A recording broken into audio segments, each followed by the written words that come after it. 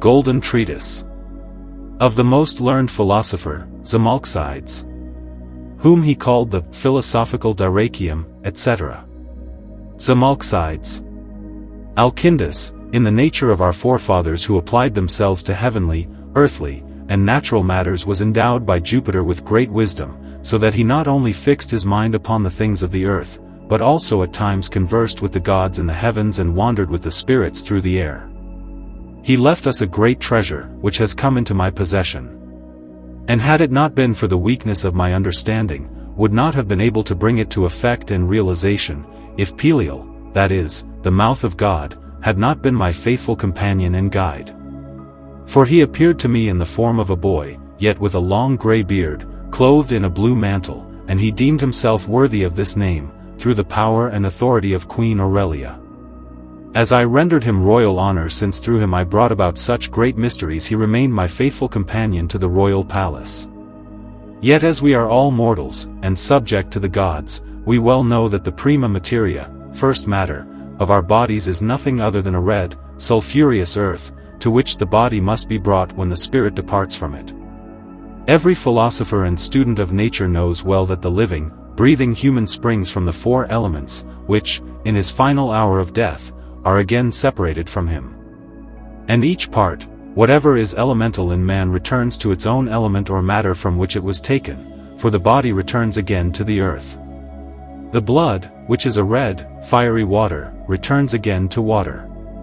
Test this by experience. When blood is sublimated through ascension, it becomes like another kind of water. The natural warmth or heat returns to its element, namely, to the fire.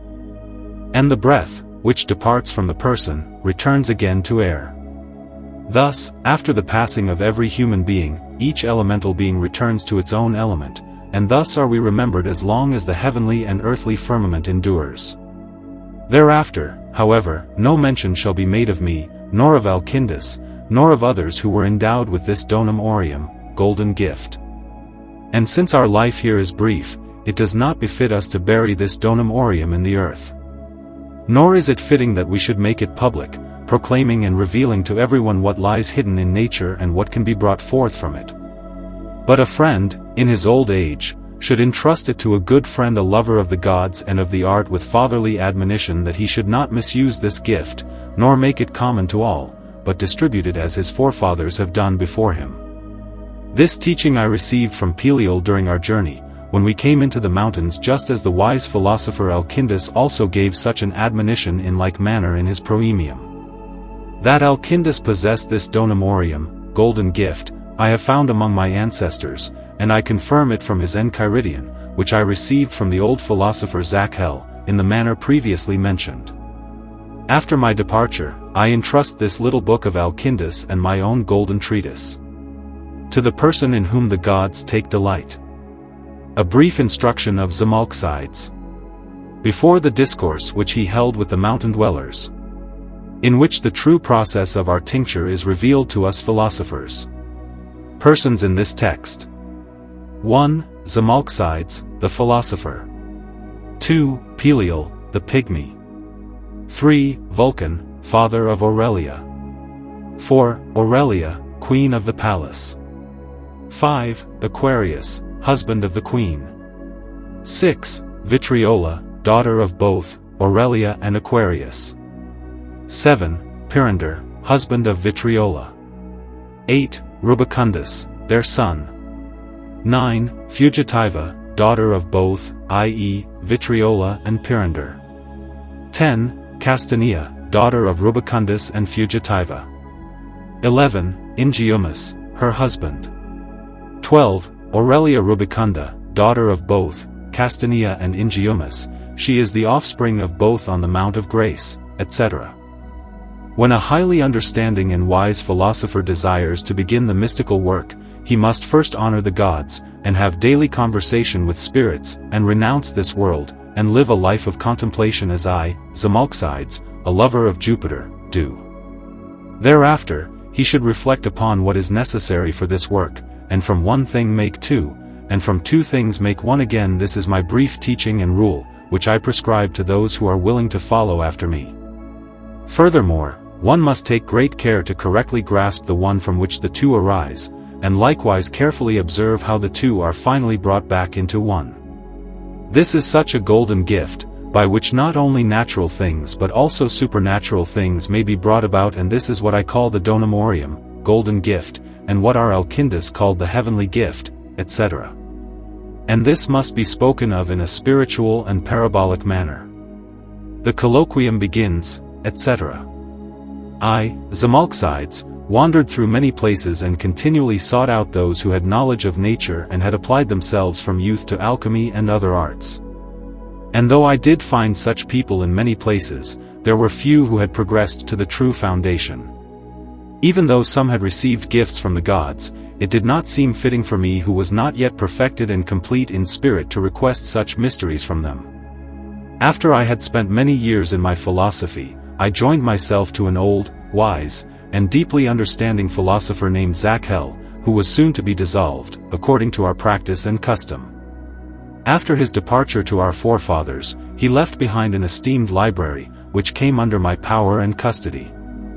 Among these books, I discovered Alchindus's own handwritten manuscript, within which was the treasure he called the coalesced munus, heavenly gift, long sought by many, but attained by few. This little book of Alchindus, though small, was adorned with great mysteries. I took pleasure in it, and studied it for several years, calling upon my God in prayer, yet I could not understand it, nor interpret it with my spirit. I summoned many spirits who were meant to instruct me, so that I might understand it. But they always refused me. Perhaps they themselves knew nothing of this gift, though by my reasoning they ought to have been omniscient, or perhaps I was not yet worthy at that time, for I was still a child of the world, and at times obedient to the goddess female sign Venus. In my old age, when I had reached the sum of 50 years, and had become well practiced in natural philosophy, I went out, according to my old custom, into the fields to meditate. I came upon a beautiful and airy meadow near a mountain called Grace, Mons Gratiae, and I sat down beside the fountain of grace, which flowed from the mountain, for I was very weary from the heat, and for 3 days and nights I had found no sleep in my eyes. There I dozed off, and had many strange dreams, and slept among the spirits, for from my youth I had been more trained in spiritual matters than in worldly things. When I awoke, there sat a pygmy beside me at the fountain, dressed in blue garments and with a long grey beard, at which I was startled. At last I asked him what he was doing there. He answered me wisely and clearly, and said, My Xamolxides, I am sent by Queen Aurelia, to ask you what you are philosophizing. Xamolxides. At these words I considered long before answering, since I noticed he was a mountain dweller. But at last I replied, From my youth I have been raised among the philosophers. And my own father was not the least among them. I have read much, seen and heard much, and have spent most of my time with the spirits. I have also sought the donum aureum, golden gift, which one of my ancestors, Alchindus, called the coalesced munus, heavenly gift. But I have not found it, even up to this hour. Therefore, I beg you, since you are a Montanus, mountain spirit, and in my opinion omniscient, do not conceal your name from me, and teach me the true path, that I might attain the munus coalesced of Alchindus, before my departure from this world, so that I might see for myself that nature and art can work in the metals. Peliel, you seek to know and understand high things, which are not in my power to grant. You say also that you have spent so many years in study, and yet have found nothing in the nature of metals. Peliel is my name. Stand up and come with me. I will show you how your desire may be fulfilled, and how you may attain this golden work, which is not granted to everyone, but only to those to whom the gods, and we, choose to give it. Xamolxides. I stood up, unafraid, for I had previously dealt with spirits, and we went toward the mountain of grace, from which the fountain flowed. Peliel took a rod from a hazel bush, struck the mountain 3 times, and at the 3rd strike, it opened itself, and we entered within. When we came into the mountain, it closed itself again, and we walked through a vast field, conversing in a friendly manner about this great mystery. At last, we came to a sealed palace, well guarded by 2 strong lions. But as we approached, Peliel struck the lions with the hazel rod, and they were silenced before us. Then Peliel said to me, I will let you enter this palace, and when you come inside, you will see a queen named Aurelia, together with her entire lineage. She will be sitting upon a beautiful, richly adorned throne. When you approach her, show her royal reverence. Then she will rise, embrace you, and command you to sit in the other chair. When this is done, she will begin to recount her origin and the entirety of her lineage. From this, you will be sufficiently instructed in how you may follow in the footsteps of Alchindus, for she is omniscient and knows all things. Xamolxides. My Peliel, I will obey your words. But tell me one thing. Can I enter and leave the queen's presence without danger? Peliel, I am the doorkeeper. I lead those in and out who desire to know high things. When you have finished with the queen, I will bring you back again to the fountain of grace, where I found you sleeping. Xamolxides. So I entered the palace, which Peliel opened, and behaved as he had instructed me. I came before Aurelia, and bowed before her. Immediately she stood up, embraced me, and kissed me. Then she sat down again and said, Aurelia, sit down, Xamolxides, in this chair, and listen to the voice of my mouth. I shall recount my lineage, those who have been born of me, a humble woman. Xamolxides. Most gracious queen, my ears shall not be closed, but open wide, until the queen finishes her words. Aurelia, although I am a queen, and have spent many years in my virginity, I was at last compelled and forced to marry Aquarius, for which my father Vulcanus is responsible. He did not persuade me with words, but with many blows, as you see him standing before you. With his iron regiment, I became pregnant, and gave birth to a daughter named Vitriola, who is not colored like me, but has a natural peacock green hue. She was full of lust and vice, as can still be seen in her eyes. From the fiery Pyrrhander, she bore 2 unruly children, namely, the soon-burning Rubicundus, in a red coat, and Fugitia, cold by nature, dressed in white and beautiful in face.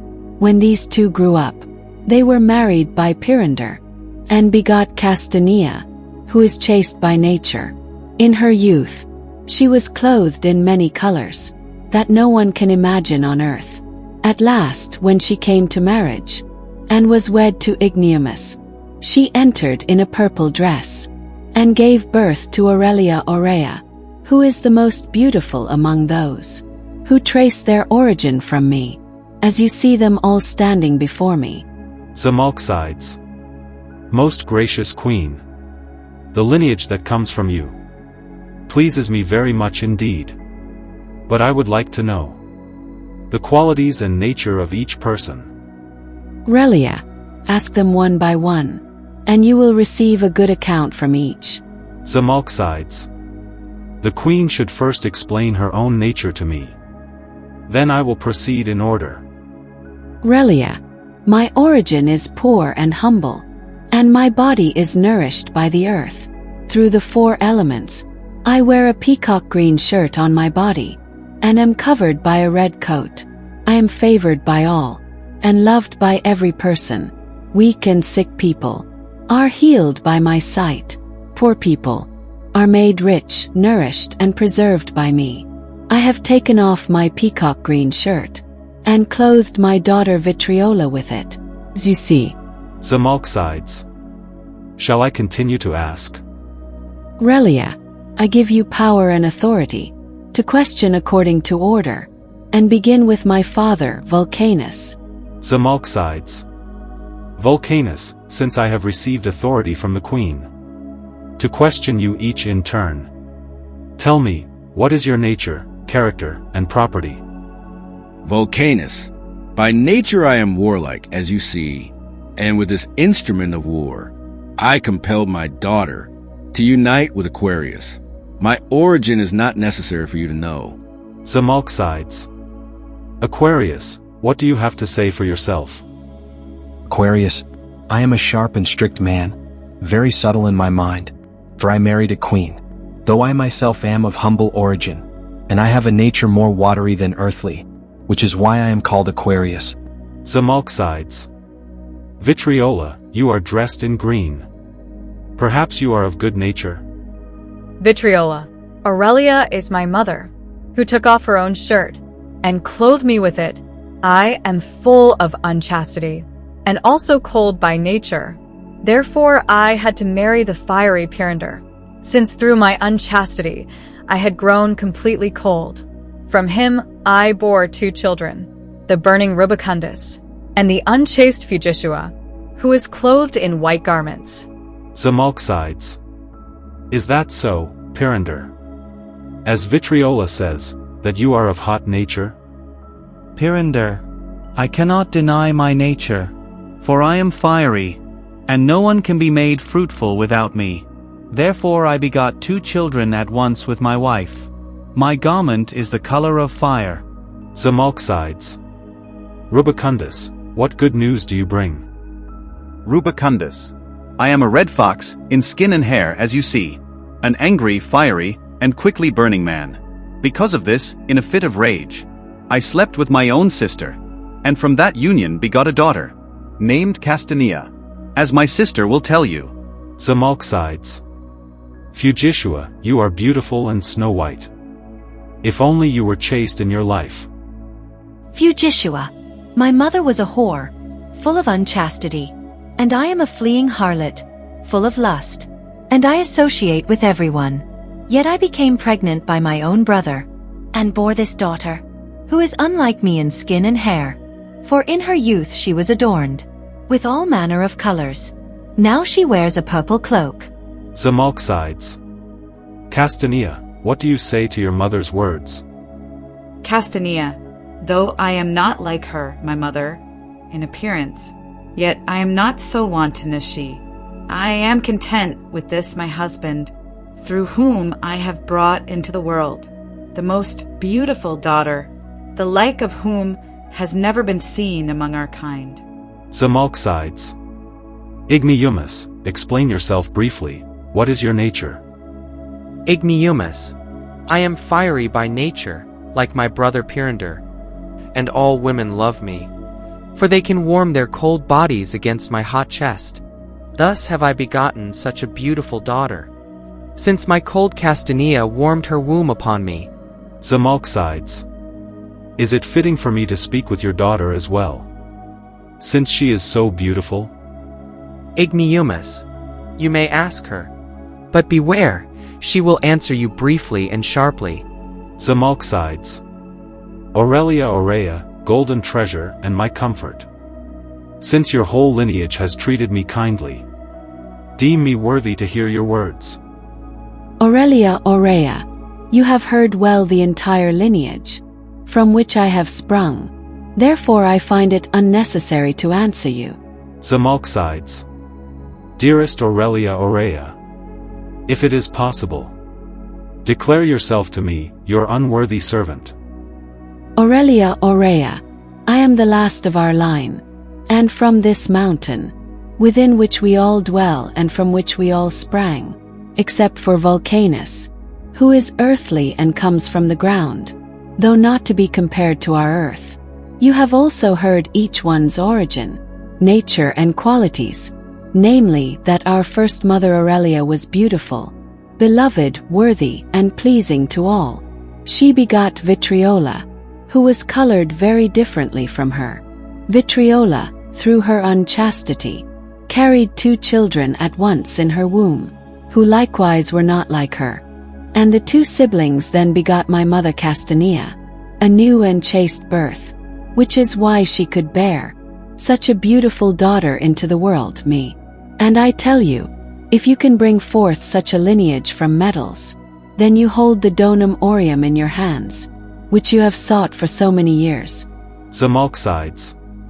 Dear Aurelia Aurea, I am half dead with joy from what I have drawn from your words. But I beg of you one thing more. Do not grow weary, but reveal to me in brief words how I may bring forth this lineage through the metals. Aurelia Aurea, give me your word, and swear an oath by your God, that you will never reveal it during your lifetime, but will pass it on only to those to whom the gods have granted it. Then I will help you on the way. Xamolxides. I swear with uplifted hand. If I reveal it, may my god Jupiter punish me and condemn me to death.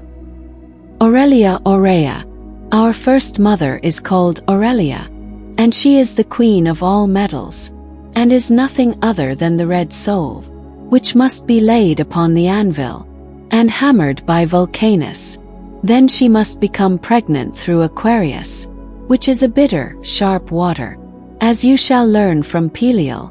This union gives birth to Vitriola, that is, the true vitriol of the sun. Vitriola unites with Pyrrhander, that is, with fire, and gives birth to Rubicundus and Fugitia, i.e. the philosophers Sulfur and Mercury, of which so many books have been written. These two unite within the philosophical vessel, and bring forth into the world Castanea, that is, our tincture, which the world seeks, a powder that transforms all imperfect metals into true perfect gold. That soul is me, Aurelia, and I am recognized as the most beautiful virgin, for in beauty, virtue, and worth, I surpass all metals. This I have not withheld from you, Xamolxides, since you are an aged philosopher, and have been for many years a lover of the art. Xamolxides. O God, what a wondrous discourse I have heard from you. I would give great thanks to my god Jupiter, if he would only strengthen my memory, so I might retain all these conversations in my mind. Aurelia Aurea, behold, take this wreath, which in winter and summer holds the equal value of our colors. When you place it upon your head, not a single word of our conversation shall be lost to you, for this herb or flower is called Herba seu flos memorialis, the herb or flower of memory. When you wear it on your head, all your labors shall succeed. Whatever you read and hear, you shall retain. No philosopher in the wide world shall be your equal, and you will surpass all others in disputation. For few philosophers have been crowned and adorned with this flower.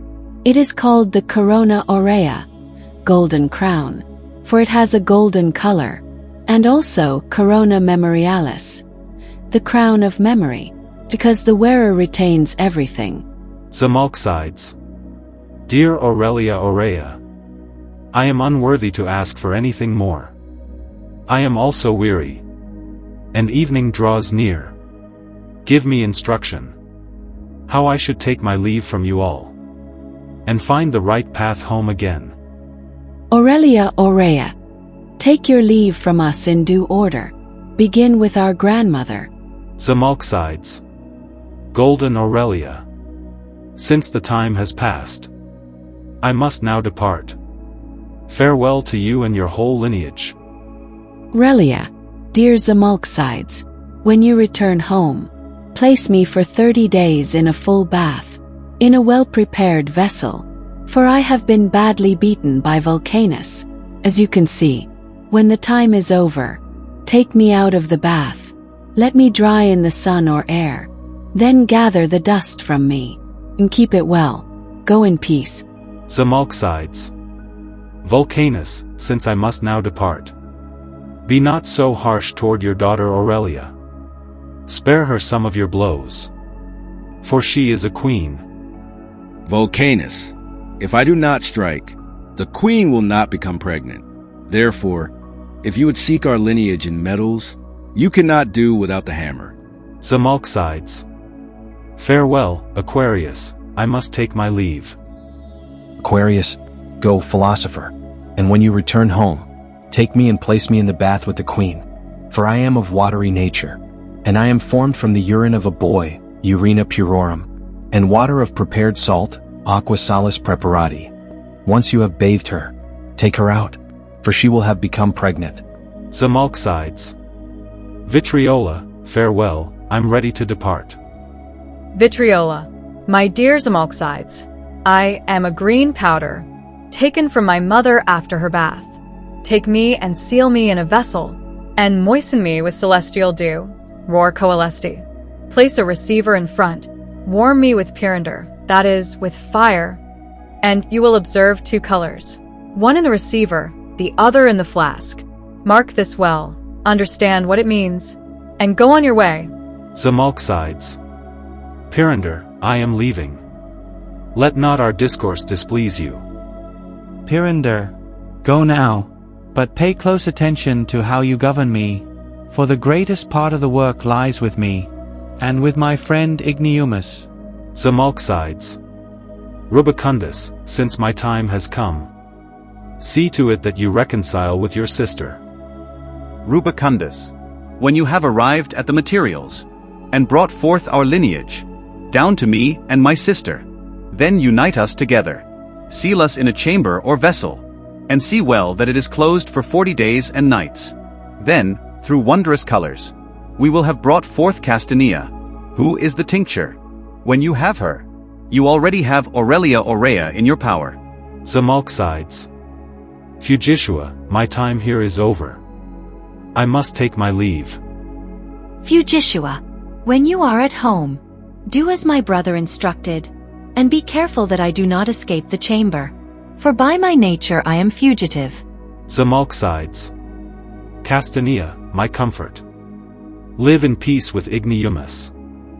Castanea, be very watchful to catch me, for at first I have many colors, so numerous and changing, that neither you nor anyone else can comprehend them.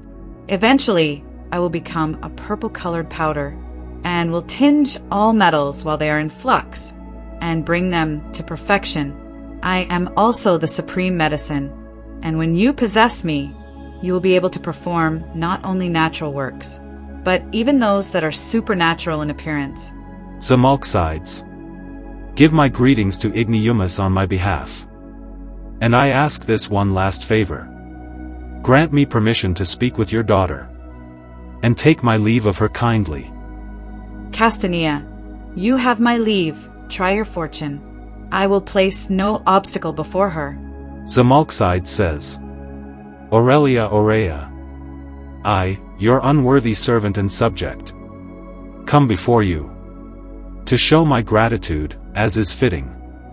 Yet one thing I ask, since you now no longer reign alone, but your whole lineage rules with you, please grant me Peliel again, as my guide back to the spring, where he found me sleeping.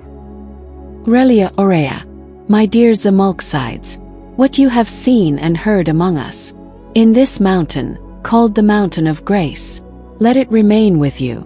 Do not reveal it to anyone, for this is not a gift that men can give, but something God gives to a person, through spirits, and through us, who dwell in the mountains, and know the nature of all metals, precious stones and herbs.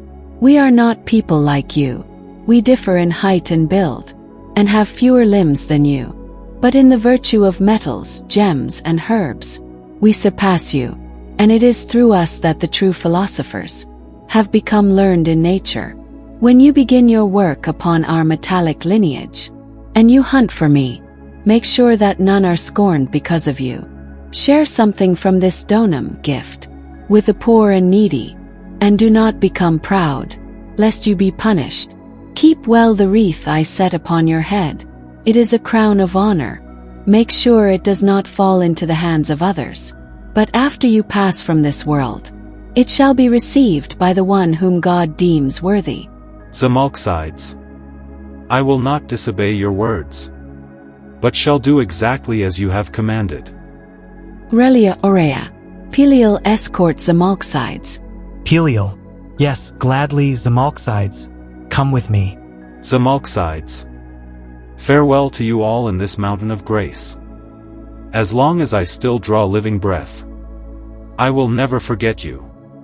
And since you, Peliel, are the gatekeeper, tell me one thing. Have others of our kind, the philosophers, come to you in this mountain before me? Peliel, O Xamolxides, do not go too far. It is not my place to say. Instead, tell me, how did it go for you among ours in the mountain? Xamolxides. I have studied many years in philosophy. Yet I never learned, read, or heard what I have now experienced. But I worry that I may not have grasped everything that is needed for this work. Peliel, what do you doubt? Tell me, I will help you with it, for I work daily and know well what is needed for this labor. Xamolxides. The bath in which Aurelia must bathe is still unknown to me, strange and unclear. Peliel, when Aurelia has been thinly laminated by Vulcanus, then prepare the bath in which she must be washed as follows. Use boy's urine, urina pueri, of which the philosophers write, and prepared salt water, aqua salis preparati. Mix this with good wine lees or clear pure wine. Place this matter in a large glass vessel, and hang the lamini of Aurelia inside. Let her bathe for the time she told you, in her farewell instructions. If you do this, you will obtain the vitriol of the sun, which belongs to the tincture. Do you have other doubts? Speak now before you leave the mountain, for outside I am not omniscient regarding the nature of metals, and I cannot help you there. Xamolxides. I still do not understand how Vitriola must become pregnant, and how she may give birth to the two siblings, and how they must unite in order to bring Castanea into the world. Peliel, once you have begotten Vitriola from Aurelia, by means of Aquarius, then take her and place her in a vessel with a pelican-shaped neck. Moisten her with the celestial dew, Ror Coelestis, as she told you in her farewell. Place a receiver-recipient before it, and let them separate from one another. Xamolxides. What must I understand by Ror Coelestis? Peliel, it is nothing other than a good spirit of wine, Spiritus Vini, which first comes down as dew from heaven. Moisten the vitriol with this, and let it stand for 12 hours in a gentle fire, or 18 hours. Then give it a strong fire for 6 hours. This way, the two siblings will separate from one another, and each will take on its own color. Xamolxides. Once I have the two, how must I keep them so that they become pregnant and give birth to Castanea? Peliel, lock the two, Rubicundus and Fugitiva, in a dark chamber. Moisten them with fresh spirit of wine, alcohol, so that the spirit covers them 3 fingers deep. Seal the chamber with the strongest lock you can find, for Fugitiva is a fleeing whore, as her name tells, and she would escape otherwise. Once you have locked them together, give them a gentle fire for 20 days.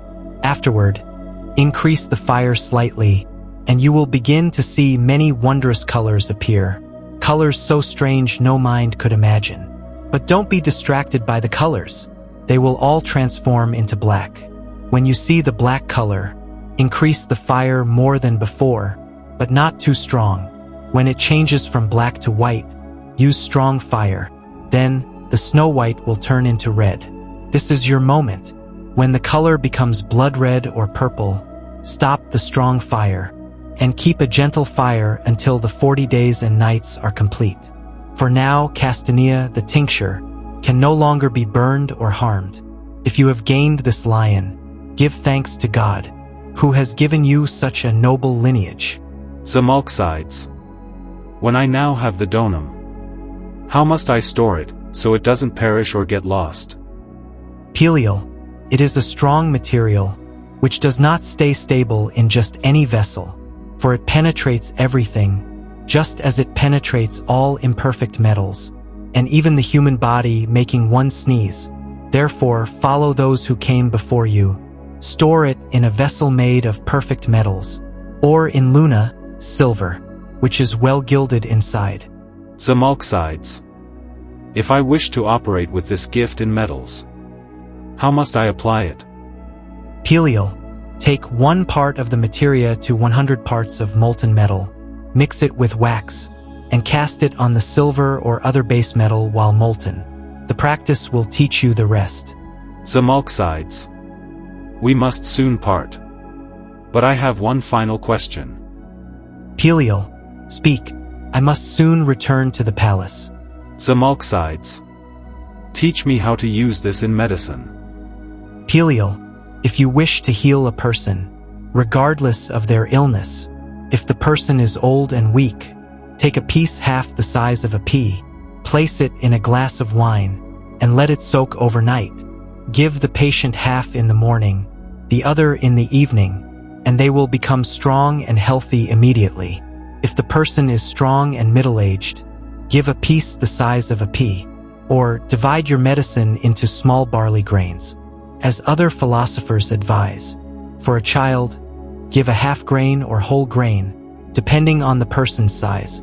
Now go, Xamolxides. When you leave the mountain, you will immediately see the spring, where you were found sleeping. Xamolxides. My dear Peliel. As my faithful companion, thank you. And greet the whole lineage on my behalf. Peliel. So be it. Go in peace. The end of the Golden Treatise by Xamolxides.